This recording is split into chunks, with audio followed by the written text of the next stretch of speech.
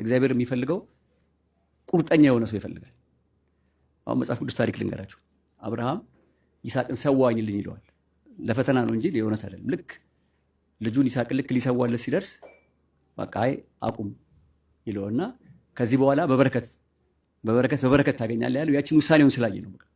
ቁርጥ የሆነ ውሳኔ መወሰኑን ስላየ ነው። አንድያ ልጁን መስዋዕት ለማድረግ ዝግጁ መሆኑን ሲያይ ነው። እና ምን ለማለት ነው? የኔ አንደርስታንዲንግ ማለት ነው መንፈሳዊነት ብዬ የምቆጥረው እኔ እንደዚህ ነው። በቃ እግዚአብሔርን ወይ መስጊድ በመሄድ ወይ ቤተክርስቲያን በመሄድ እሱ አስፈላጊ ቢሆንም የበለጠ ግን እግዚአብሔርን የሚያስደስተው መወሰን፣ መስዋዕትነት መክፈል። ስለዚህ ይሄ ትልቅ መንፈሳዊነት ነው ማለት ነው። አቶ አቤን በዚህ ስለማደንቃቸው ለሁላችንም በእውነት መንፈሳዊ ሰዎች ለመሆን ለምናስብ ሰዎች ይሄ ትልቅ ምሳሌ የሚሆን ነው። በቃ መስዋዕትነት አንዳንድ ጊዜ አንዳንድ ሰዎች መስዋዕትነት በማይፈለገውም እንኳን ይከብዳቸዋል። መስዋዕትነት በሌለው ጉዳይ ማለት ነው። ዝም ብሎ የሚፈራ ሰዋል እና እንደዚህ አድርጉ ለማለት ፈልጌ ነው።